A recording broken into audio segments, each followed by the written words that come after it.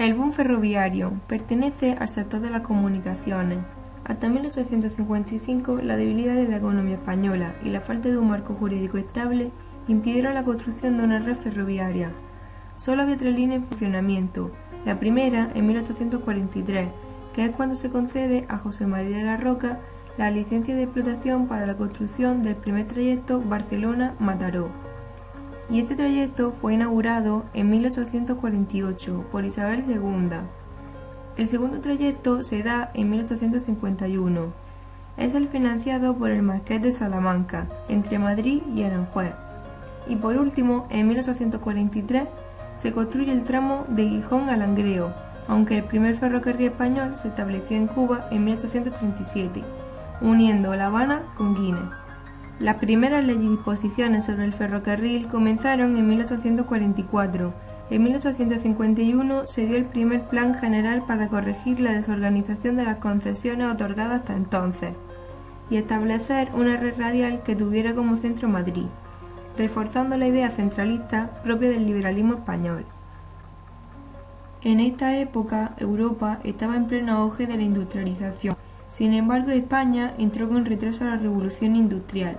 Las causas de este atraso eran diversas: escasez y dispersión geográfica de materias primas, malas comunicaciones, escasa relación entre la producción industrial y los consumidores, falta de capital, etc. La falta de capital del Estado para invertir tenía, además, otros motivos. El capital extranjero fue invertido para financiar la deuda del Estado y, sobre todo, para crear la red ferroviaria. El Estado únicamente financiaba 1/3 del coste de la construcción, dinero procedente de las desamortizaciones de Mendizábal en 1836 y de Madoz en 1855. El resto procedía del capital extranjero, sobre todo francés. Fue en aquel año, en 1855, cuando los progresistas aprobaron la Ley General de Ferrocarriles o Ley General de Caminos de Hierro, que dio el verdadero impulso a la construcción de una red de ferrocarriles que fijaba condiciones muy favorables. Regulaba la formación de compañías de construcción, garantizaba las inversiones extranjeras en caso de guerra, eximía de aranceles a los materiales necesarios para atender las líneas, subvencionaba hasta 1/3 del coste de la construcción y permitía a las compañías financieras emitir obligaciones. Entre 1855 y 1865 se produjo un auténtico boom ferroviario. Un aspecto técnico destacable del ferrocarril español fue su ancho de vía, de 1,65 metros, que son 6 pies castellanos, diferente al del resto del ferrocarril europeo. Al parecer, hay 2 causas que explicarían esta diferencia. Por un lado, se empleó un argumento relacionado con la seguridad nacional, ya que se quería dificultar una posible nueva invasión francesa.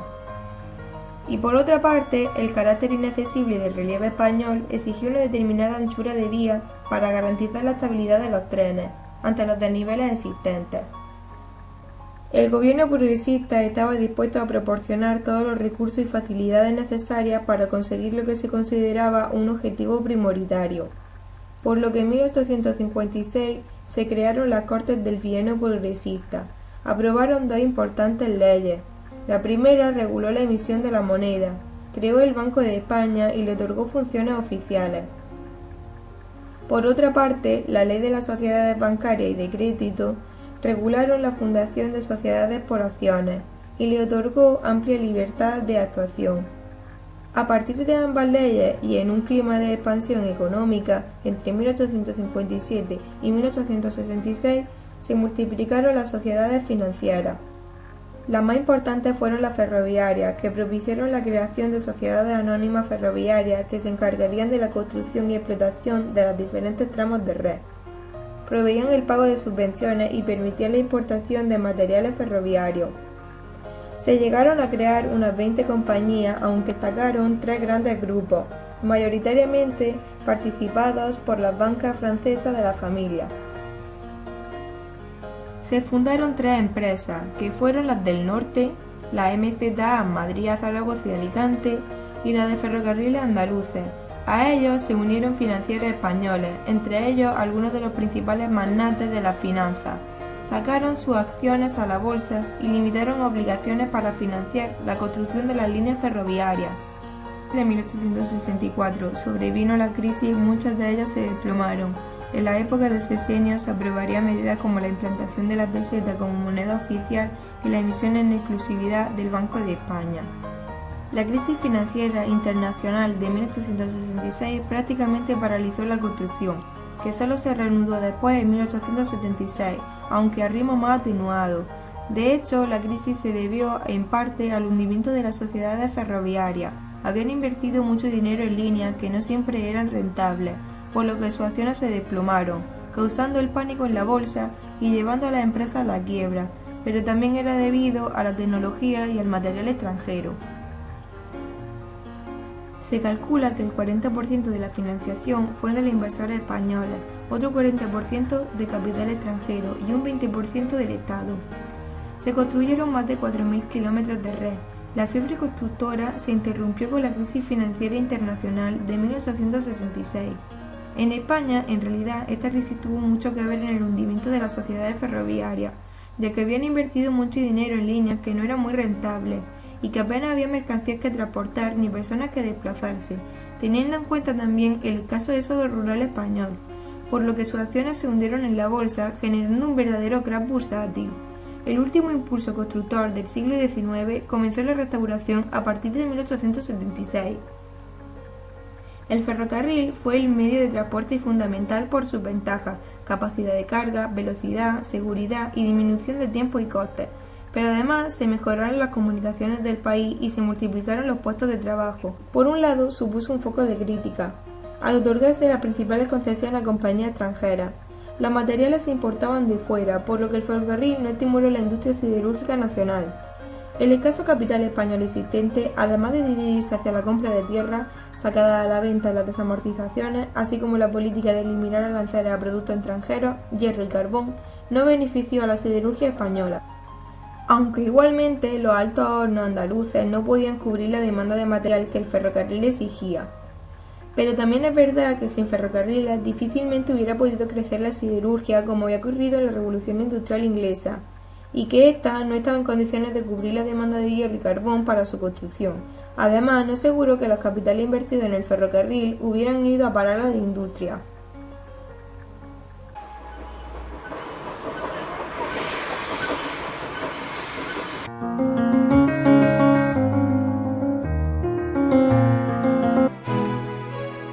El otro gran objetivo es el de dar un fuerte impulso a la economía nacional que la ponga a la altura del nuevo capitalismo europeo. El nuevo ministro de Hacienda es Pascual Madoz. Madoz quiere resolver los crónicos problemas de Hacienda y relanzar los viejos proyectos de expansión ferroviaria.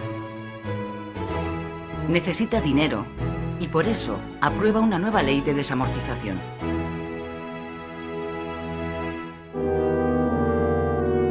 Con la desamortización de Madoz se nacionalizan y subastan sobre todo las tierras comunales de los municipios, pero también los bienes que todavía le quedan a la Iglesia después de la desamortización de Mendizábal. Tras esta desamortización civil de Madoz, los municipios pierden el medio más importante para financiarse, las tierras, lo cual provoca un auténtico desastre social en todos los pueblos. Los campesinos más humildes pierden su medio de vida y los pequeños ayuntamientos que solían pagar al médico y al maestro con los beneficios del arrendamiento de terrenos se empobrecen aún más. El desamparo rural se acrecienta. ¿Qué es eso, Santiago?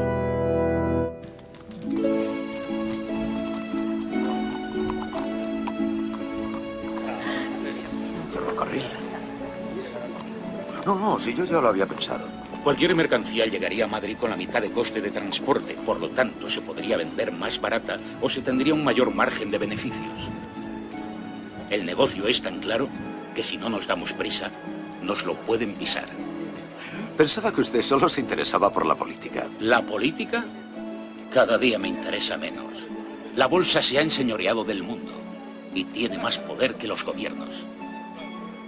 Bien, me parece que puede ser muy interesante. A partir de 1855 se desata en el país la fiebre de la construcción de ferrocarriles. La explicación está en el respaldo que el gobierno ofrece a los proyectos de nuevos trazados. El Estado invierte en ellos parte del dinero obtenido con la desamortización. Pero sobre todo, aprueba una nueva ley de ferrocarriles que incentiva extraordinariamente la participación del capital extranjero. ¡Qué alegría! ¿Qué? ¿Cómo hay? Fantástico. Les aseguro que París es una ciudad conquistada. En la bolsa no saben dónde meter el dinero. Cuéntanos. Estamos en la época de las grandes empresas. Lo que ocurre aquí no es nada. Europa está congestionada de oro y necesita negocios donde colocarlos. ¡Viva el ferrocarril de Villeneuve! El capital extranjero, especialmente francés, entra masivamente en España y en consecuencia se hace con la propiedad de la mayor parte de las compañías ferroviarias.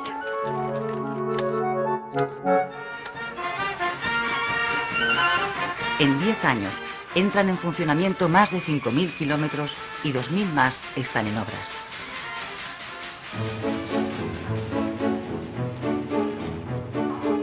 Con la expansión del ferrocarril, España vive los efectos de la revolución de los transportes. El tiempo se acelera y las distancias se acortan. Hasta ese momento, la velocidad máxima que podía alcanzar el hombre era la de un caballo a galope, la misma que en tiempos de los romanos. El transporte de mercancías y viajeros se había basado durante siglos en la utilización de bueyes, mulas y caballos. La velocidad de las diligencias, el transporte más rápido hasta entonces, apenas llegaba a los 10 kilómetros a la hora, con el retraso añadido que suponía tener que cambiar los caballos en las casas de postas cada 10 o 15 kilómetros.